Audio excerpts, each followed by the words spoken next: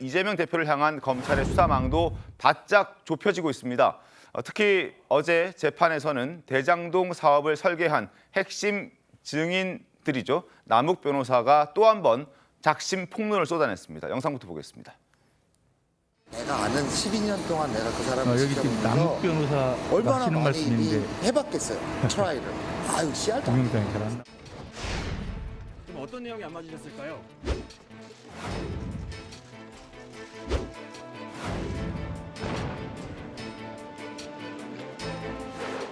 자기가 12년 동안 트라이를 해봤는데 CR도 안 먹히더라.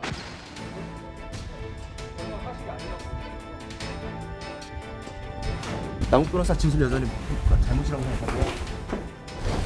네, 진술 신빙성 문제 제기하는데 어떻게 생각하십니까?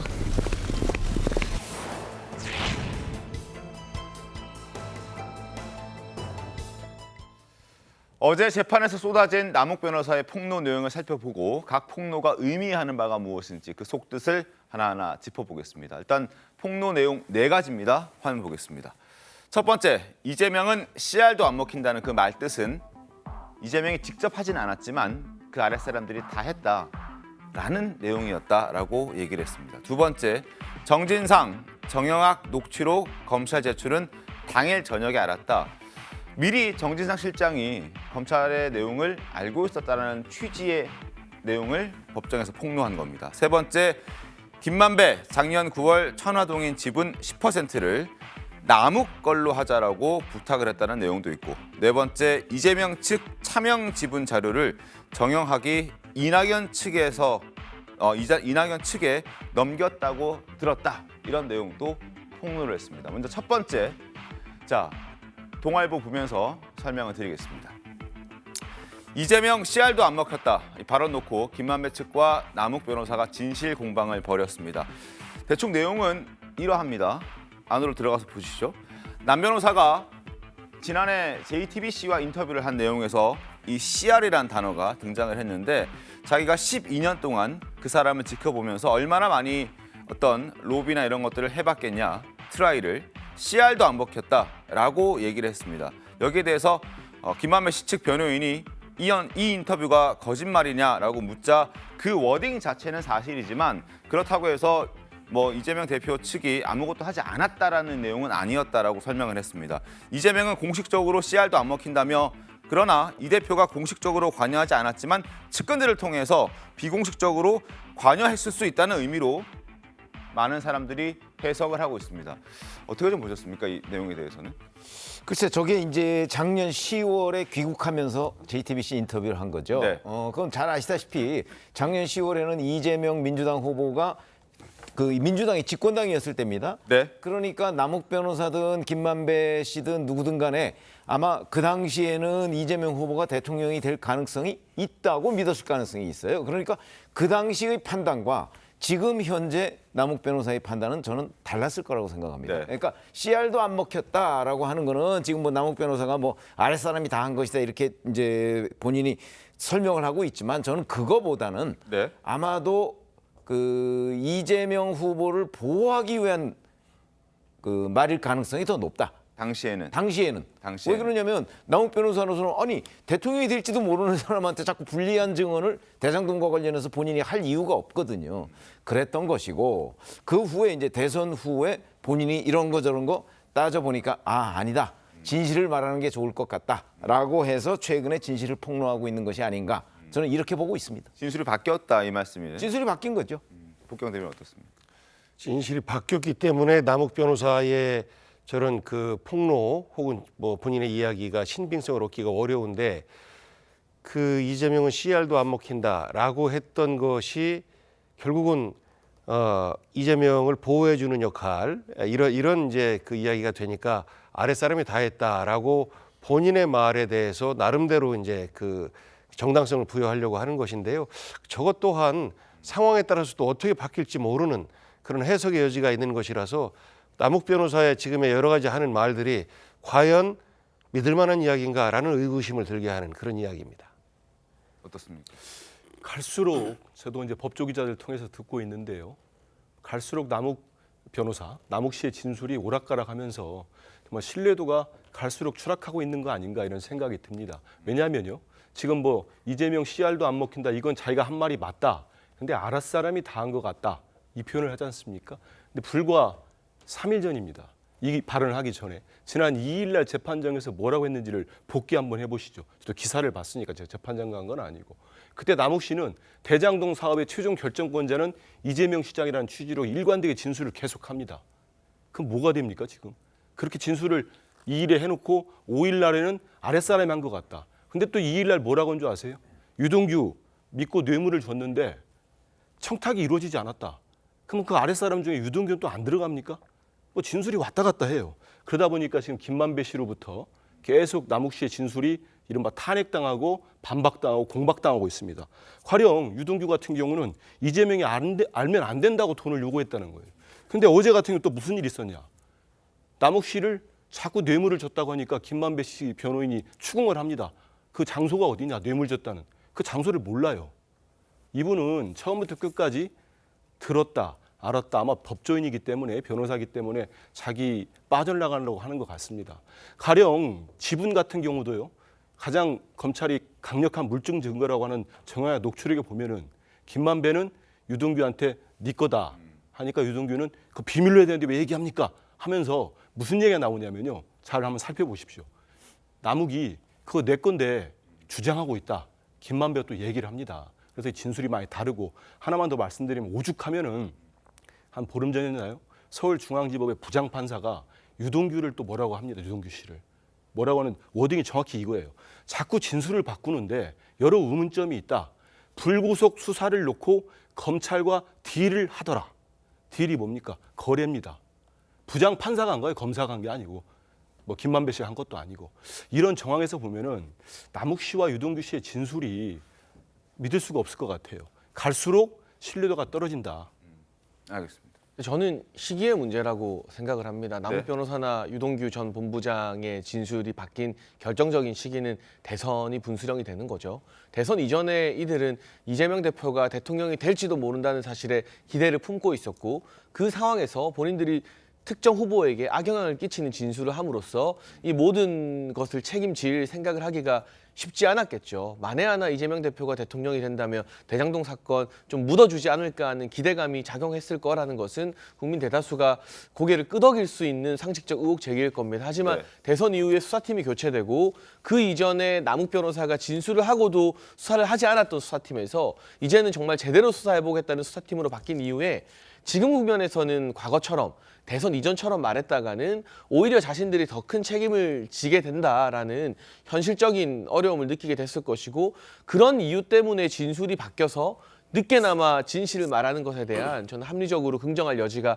있다고 보여집니다. 다만 김만배 씨 같은 경우는 아직도 이 천화동인 화천대유의 최대 주주로서 본인이 어떤 형량을 받는지와 상관없이 이 재판 끝나고 나서 대장동으로 번 재산이 그대로 남아있느냐 안 남아있느냐가 김만배 씨에게는 또 굉장히 중요한 이슈 같거든요. 그렇기 때문에 여전히 조금 책임을 최대한 줄이려고 하는 그러한 모습 속에서 남욱 변호사 등과 공방을 벌이고 있는 것 같은데요. 저는 남욱 변호사나 유동규 전 본부장 두 명의 진술의 큰 방향이 일치한다면 이 부분이 재판 과정에서 김만배 씨에게도 굉장히 불리한 구도로 작용하게 될 것 같습니다. 알겠습니다.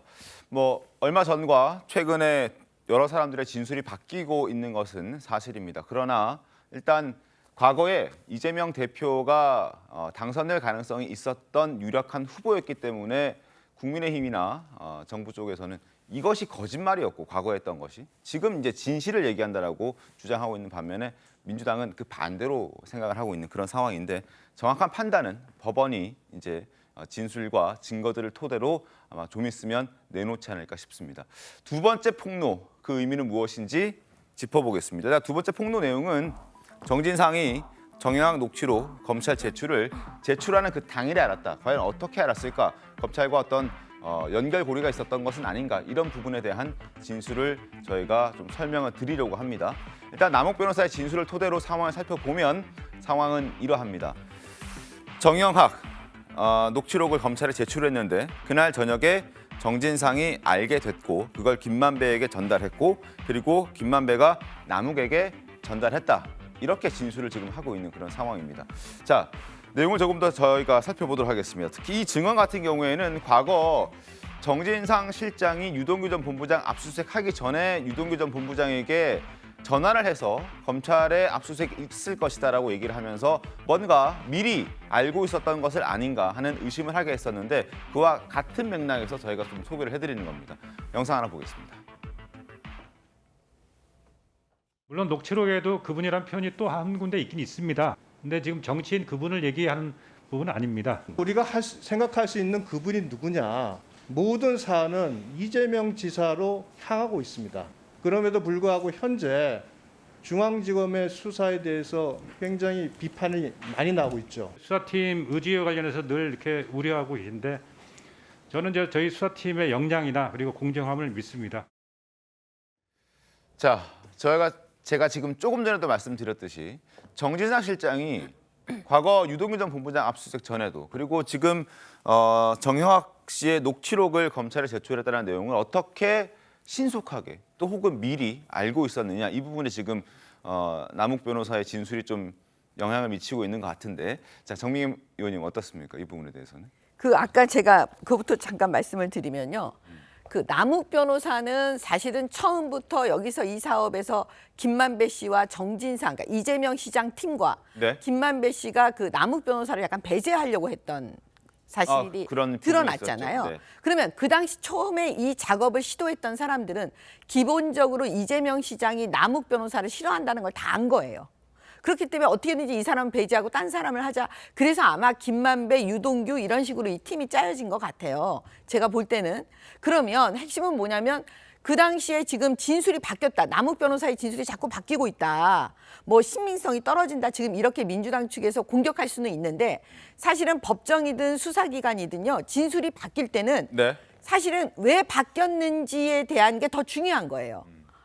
알고 봤더니 그때는 이재명 대표가 대통령 될 걸 알았기 때문에 우리가 그냥 보호하려고 잘 보이려고 이재명 대표 줄에 서야 되니까 어쩔 수 없이 사건을 약간 트는 거예요. 모든 사건은 어떤 거는 팩트고 어떤 거는 거짓이고 어떤 거는 거짓말을 하고 어떤 거는 거짓말을 안 하고 막 섞어 놓습니다. 사실 알 수가 없어요. 이 진술의 신빙성이라는 거를요. 근데 이제 이게 진술이 지금에 와서는 이재명 대표가 대통령이 안 됐기 때문에 이제 살아야 되는 거예요. 1번 타자는 유동규입니다. 왜냐하면 유동규 씨는 돈이 없어요. 자기가 여기서 가져갈 돈이 없어요. 그러니까 이 사람은 그냥 자기가 진실을 다 말해놓고 나 좀 봐주세요. 이거밖에 없는 거예요. 유동규 씨가 터니까 남욱 변호사도 이제 얘기할 수밖에 없는 거예요. 그러면 법원에서는 판사가 공격적으로 물어볼 수 있습니다. 검찰하고 딜한 거 아니냐. 그래서 말 바꾼 거 아니냐. 이거 다 묻습니다. 사실은. 일부러 더 공격적으로. 그러면 그때 증인들이 보통은 다 말을 해야 돼요. 이게 아니고 저거 아니다 뭐 이렇게 얘기를 하잖아요. 그러면 판사가 그 부분의 대답을 보고 그 진술의 신빙성을 따지는 겁니다. 그러니까 판사가 그렇게 공격적으로 물어봤다고 해서 그거를 의심해서 물어보는 게 아니라는 걸 먼저 말씀을 드리는 거고요. 네. 지금 이제 예를 들어서 지금 이 정형학 변호사가 녹취록을 갖다가 제출했다. 사실은 이 모든 것들이 그 당시에는 다 서로 공유를 한 것 같아요. 검찰 포함해서. 왜냐하면 검찰이 남욱 변호사한테 들어오라고 할 때 네. 불구속해 줄 테니 들어오라고 했다는 거 아닙니까? 사실은 검사들은 그런 얘기를 잘 안 해요, 직접적으로. 근데 만약에 그런 얘기를 했다면 목숨을 걸고 지켜야 됩니다. 왜냐? 그것이 조폭과 공권력의 차이인 거예요.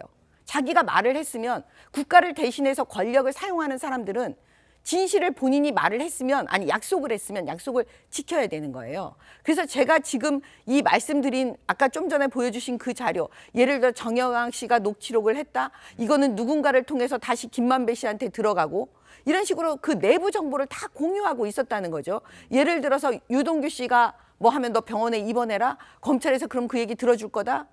너 구속되지 않을 거다. 이런 식으로요. 지금 이 녹취록도 마찬가지인 거죠. 그래서 제가 볼 때는 그 당시 시점이 되게 중요한데 그 시점은 정진상, 김만배, 남욱 이 세 분이 다 같은 식구로 지금 움직이는 거였어요. 그 식구로 움직이는 걸 가지고 지금 와서 말을 바꿨다. 이렇게 얘기하면 안 되는 거 말을 바꾼 그 이유가 중요하다고 제가 말씀드리는 거죠. 알겠습니다. 자, 세 번째 남욱 변호사의 폭로 소개해드리겠습니다. 신문으로 보시죠. 조선일보인데요. 천화동인 지분 10% 남욱 네 걸로 하자 이렇게 김만배 씨가 얘기를 했습니다. 이 상황은 지난해 9월쯤 한창 대장동 수사가 꿈틀거리고 있을 때였습니다. 대장동 사건 핵심 중 한 명인 남욱 변호사가 5일 재판에 나와서 화천대유 대주주 김만배 씨가 지난해 9월 자신에게 천화동인 1호의 지분의 10%를 남욱 네 것으로 하자고 여러 차례 부탁했다고 증언했다고 합니다.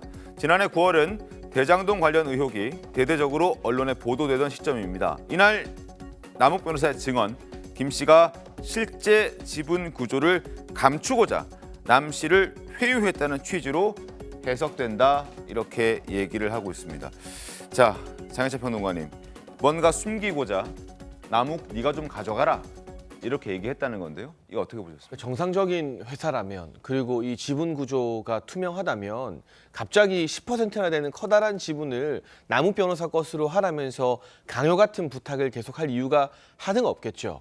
그리고 숨겨야 되는 이유가 있었다면 그 숨겨야 되는 이유의 핵심은 결과적으로 이재명 대표 같은 거물급 정치인들과의 연관성이 아니었을까 싶습니다. 지금 그분이라는 단어부터 과거 이정수 중앙지검장은 그분이 누군지는 모르는데 정치인은 아니다라는 알 수 없는 말씀을 국회에서 하셨잖아요. 아니, 누군지 모르는데 그게 정치인인지 아닌지를 어떻게 압니까? 어쨌거나 그분의 존재, 그리고 지금 이제 유동규 전 본부장의 재판 중 진술로 나왔듯이 천화동인 1호 지분의 절반이 이제 뭐 정진상 실장이나 김용 부원장 등 이재명 대표 측의 것이었다는 추가적인 진술까지 미루어 보게 되면 네. 김만배 씨는 처음부터 이 1호의 지분 절반이 자기 게 아니라 그분 것이라고 인지하고 있었는데 이게 드러날까 봐 남욱 변호사 등 핵심 대장동 일당들에게 이걸 각자의 것으로 좀 나눠서 물타기를 하자, 거짓말을 하자라고 과거부터 제의를 했던 것이죠. 이 부분을 이 검찰이 집중적으로 좀 수사를 해야 될 것 같고요. 지금 네. 재판 과정에서 일부는 일치하는 부분도 있습니다만 중요한 줄기마다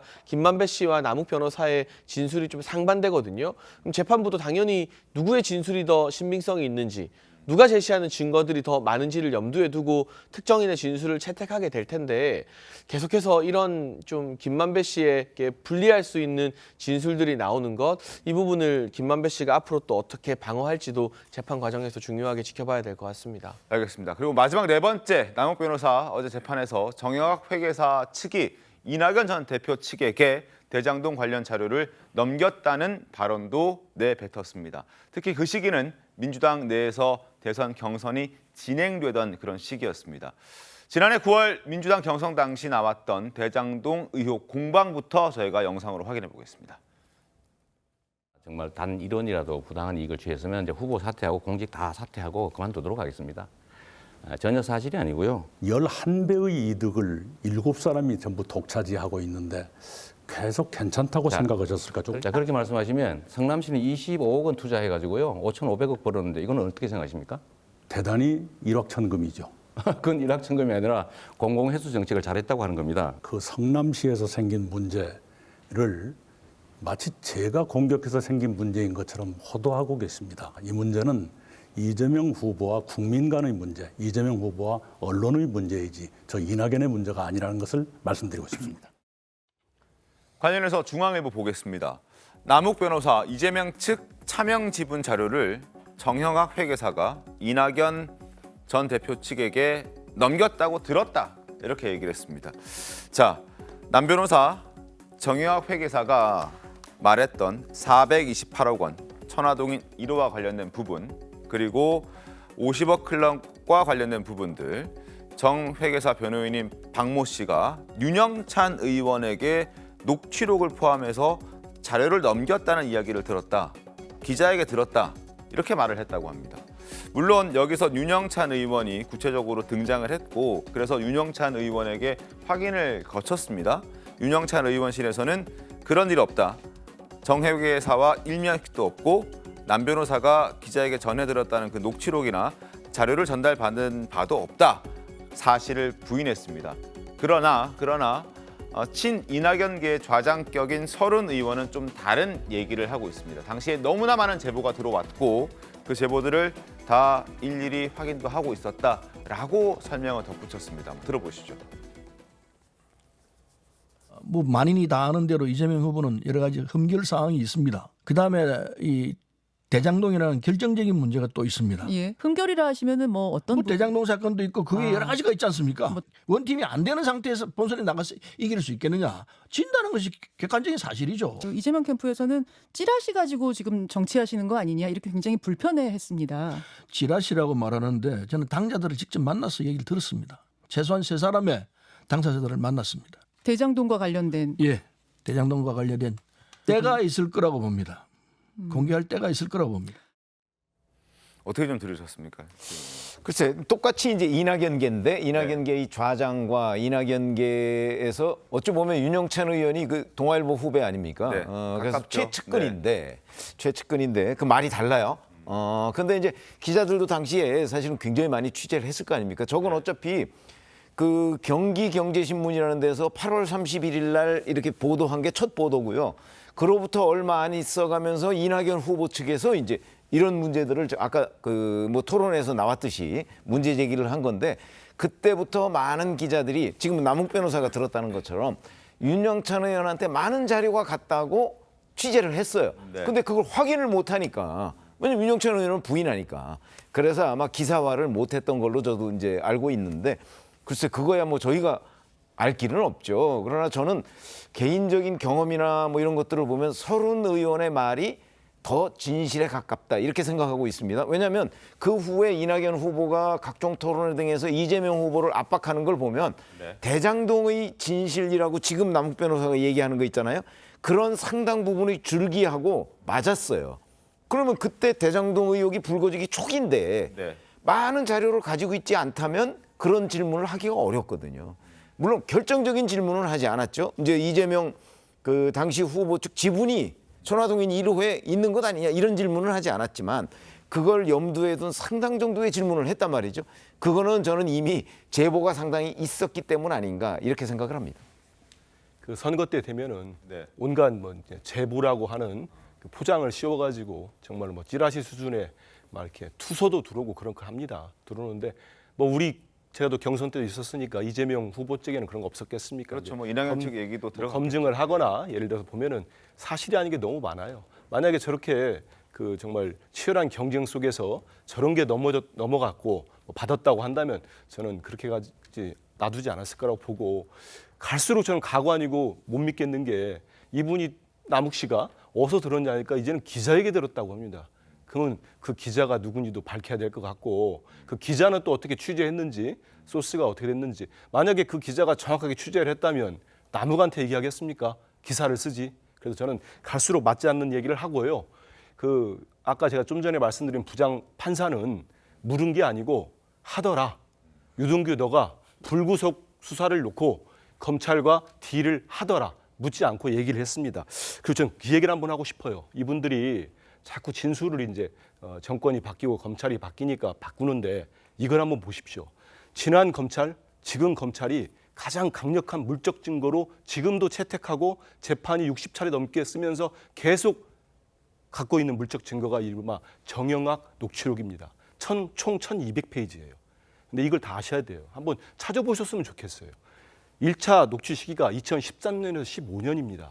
2차는 19년서 2021년 4월까지예요. 이 대장동이라고 하는 이 문제가 불거지기 전입니다. 그럼 그 안에서 지분 얘기가 있어야 될 거 아닙니까? 근데 이른바 저 유동규와 남욱이 주장하는 김용 부원장과 정진상 실장의 이름이 단 한자도 나오질 않아요. 지분 관계에서. 불거지기 전에 자기들끼리 배분 논의할 때 나와야 되는 거 아니겠습니까? 그 외에 지금 바뀌었다고? 아니 그렇게 따지면 당시 10월에 가장 유력한 대통령 후보가 누구였습니까? 이재명 후보와 윤석열 후보 누구였어요? 계속 치열했습니다만 저희가 상당히 쫓아가는 형국이었었죠. 그래서 저는 이런 진술 자체에 신빙성이 많이 떨어진다 이렇게 봅니다. 알겠습니다. 뭐 일단 법원에서 잘 판단해 주리라 생각을 하고 뭐 양측의 주장은 상당히 지금 엇갈리고 있는 그런 상황인 건 맞습니다.